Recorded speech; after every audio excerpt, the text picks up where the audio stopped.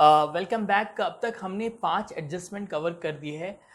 First हमने देखा था क्लोजिंग स्टॉक, फिर आउटस्टैंडिंग एक्सपेंसेस हमने सीखा था, prepaid expenses, pre received income, outstanding income. आज हम देख रहे हैं, आज जो एडजस्टमेंट कवर कर रहे हैं वो है डेप्रिसिएशन। ठीक है, सी डेप्रिसिएशन क्या होता है? डेप्रिसिएशन का मतलब होता है reduction in the value of fix asset. जो फिक्स असेट की वैल्यू जब कम होती है तो जितने अमाउंट से कम होती है वो हम उसे हम डेप्रिसिएशन कहते हैं। डेप्रिसिएशन को हम एक्सपेंसेस भी कह सकते हैं, लॉस भी कह सकते हैं। ठीक है, और डेप्रिसिएशन को हम रिकॉर्ड करते हैं प्रॉफिट एंड लॉस अकाउंट में। ठीक है, देखिए डेप्रिसिएशन नॉर्मली दो मेथड से चार्ज होता है जो हमने 11th और 12th में पढ़ा था। एक है written down value method, written down value method, और दूसरा मेथड है स्ट्रेट लाइन मेथड,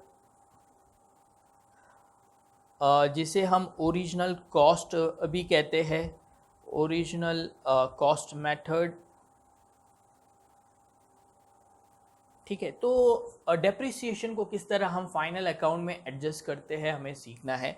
क्वेश्चन में आपको अगर डेप्रिसिएशन एडजस्टमेंट में दिया है तो उसका ट्रीटमेंट क्या होगा, और अगर क्वेश्चन में डेप्रिसिएशन आपको ट्रायल बैलेंस में दिया है तो क्या ट्रीटमेंट होगा, तो दोनों हम सीखेंगे। तो अगर डेप्रिसिएशन आपको से ट्रायल बैलेंस में दिया है, ठीक है, और ट्रायल बैलेंस में दिया है तो ट्रायल बैलेंस में का हमने सीखा था कि एक ही इफेक्ट होता है। हम कहीं भी फाइनल अकाउंट में एक जगह पोस्ट करेंगे। सोचो कि डेप्रिसिएशन हमारा लॉस है तो लॉस को हम प्रॉफिट एंड लॉस के डेबिट साइड पे पोस्ट करते हैं, तो इसका इफेक्ट आएगा profit and loss account debit side. ठीक है, सिर्फ एक ही जगह इसका इफेक्ट आएगा। लेकिन अगर जो डेप्रिसिएशन है वो प्लांट से रिलेटेड है, ठीक है, जो कि फैक्ट्री में यूज होता है, हमारा प्रोडक्शन के लिए यूज होता है, तब हम उसे प्रॉफिट एंड लॉस में ना लिख के उसे हम ट्रेडिंग अकाउंट में लिखेंगे। तो अगर if it is for plant तो वो जाएगा आपके ट्रेडिंग अकाउंट में, ट्रेडिंग अकाउंट के डेबिट साइड में। क्लियर है? अगर डेप्रिसिएशन आपको एडजस्टमेंट में दिया है, ठीक है, एडजस्टमेंट में दिया है, तो एडजस्टमेंट में दिया है तो हमारे दो इफेक्ट होंगे। ठीक है, तो हमें वही सीखना है कि दो इफेक्ट क्या होंगे, एक होगा डेबिट इफेक्ट और एक होगा क्रेडिट इफेक्ट। ठीक है, एक इफेक्ट होगा हमारा लॉस का। ठीक है, डेप्रिसिएशन हमारा एक लॉस है। ठीक है, तो लॉस हम कहाँ लिखेंगे? प्रॉफिट एंड लॉस के डेबिट साइड पे। So profit and loss debit side. लेकिन अगर वो प्लांट से रिलेटेड है तो वो ट्रेडिंग अकाउंट के डेबिट पे जाएगा। ठीक है, तो एक इफेक्ट हो गया।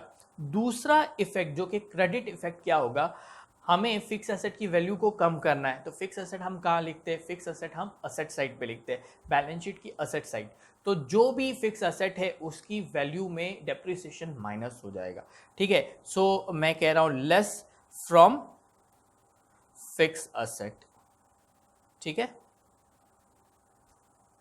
होपफुली आपको ये क्लियर है। देखिए क्रेडिट इफेक्ट क्यों हो रहा है?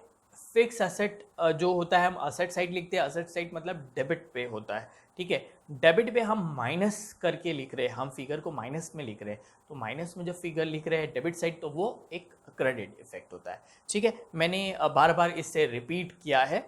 ओके, एक एग्जाम्पल हम लेते हैं। डेप्रिसिएशन जो कि एडजस्टमेंट में दिया हुआ है, सो एडजस्टमेंट इस तरह दिया है,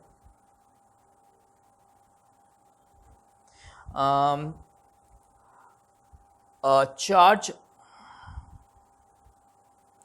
depreciation on written down value method at 10%, ठीक है। और आपको जो ट्रायल बैलेंस है, ट्रायल बैलेंस में जो फिक्स असेट है उसकी वैल्यू दी है 5 लाख, ठीक है। अब इसे किस तरह करना है देखिए। तो सबसे पहले फिक्स असेट जो है वो बैलेंस शीट में जाएगा, ये आपकी बैलेंस शीट है। Fix asset 5 lakh inner column में आएगा 5 लाख, ठीक है। तो इसकी पोस्टिंग में हो गई। अब हम एडजस्टमेंट देखेंगे डेप्रिसिएशन। तो डेप्रिसिएशन 10% चार्ज करना है ऑन रिटन डाउन वैल्यू। तो ये वैल्यू जो है वो रिटन डाउन वैल्यू है, इसमें ही हम लोग 10% चार्ज करेंगे। तो लेस डेप्रिसिएशन एट 10%, तो 5 लाख का 10% आएगा 50,000 और आउटर कॉलम में जाएगा 4,50,000, ठीक है। सो आपकी डेप्रिसिएशन की वैल्यू हो गई 50,000। तो आपने एक इफेक्ट दे दिया जो कि क्रेडिट इफेक्ट है। अब इसका दूसरा इफेक्ट जाएगा प्रॉफिट एंड लॉस के डेबिट साइड पे।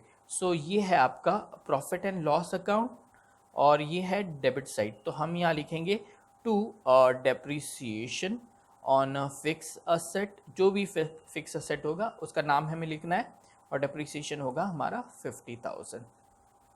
क्लियर है। अगर सपोज एक से ज़्यादा फिक्स असेट है, ठीक है, तो हम प्रॉफिट एंड लॉस में क्या करते हैं कि टू डेप्रिसिएशन लिखते हैं, उसे अंडरलाइन करते हैं और उसके बाद जो भी फिक्स असेट है उसका नाम लिखे हम इनर कॉलम में लिखते हैं। जैसे फर्नीचर हो गया, फर्नीचर पे हमने 10,000 चार्ज किया है डेप्रिसिएशन। हमने प्लांट पे कुछ 30,000 का डेप्रिसिएशन चार्ज किया है, ठीक है। सो इस तरह इन दोनों का टोटल हम आउटर कॉलम में लिखेंगे। तो ये होता है एक प्रेजेंटेशन, ठीक है। प्रॉफिट एंड लॉस में आपको डेप्रिसिएशन को प्रेजेंट करने का एक तरीका है, ठीक है। होपफुली ये आपको क्लियर है। अगर डेप्रिसिएशन हमारा स्ट्रेट लाइन मेथड पर है जो कि ओरिजिनल कॉस्ट मेथड है, तो हमें क्वेश्चन में ट्रायल बैलेंस में आपको फिक्स असेट के साथ ओरिजिनल कॉस्ट दी होगी, फिक्स असेट की ट्रायल बैलेंस में आपको फिक्स असेट की ओरिजिनल कॉस्ट दी होगी, तो हमें डेप्रिसिएशन ओरिजिनल कॉस्ट पे चार्ज करना होगा 10%, ठीक है। अगर आपको क्वेश्चन में दोनों वैल्यू दी है, रिटर्न डाउन वैल्यू भी दी है और ओरिजिनल कॉस्ट भी दी है और आपको डेप्रिसिएशन चार्ज करना है स्ट्रेट लाइन मेथड पे, तो हम ओरिजिनल कॉस्ट पे 10% या 20% जो भी परसेंटेज है वो चार्ज करेंगे। क्लियर है। उसके अलावा जो ट्रीटमेंट है एडजस्टमेंट की वो सेम रहेगी। मैं रिपीट कर रहा हूँ, अगर डेप्रिसिएशन ट्रायल बैलेंस में दिया है तो एक ही इफेक्ट आएगा, अगर वो प्लान से रिलेटेड है डेप्रिसिएशन तो हम ट्रेडिंग अकाउंट में रिकॉर्ड करेंगे। अगर वो प्लान से रिलेटेड नहीं है, जैसे अदर असेट है जो हमारे ऑफिस में यूज़ होता है, कंप्यूटर है, फर्नीचर वगैरह है, तो हम उसे प्रॉफिट एंड लॉस में रिकॉर्ड करेंगे। अगर डेप्रिसिएशन एडजस्टमेंट में है तो एडजस्टमेंट के दो इफेक्ट आएंगे, एक इफेक्ट आएगा प्रॉफिट एंड लॉस के डेबिट पे और दूसरा इफेक्ट असेट में से डेप्रिसिएशन माइनस हो जाएगा। होपफुली ये आप लोगों को क्लियर है।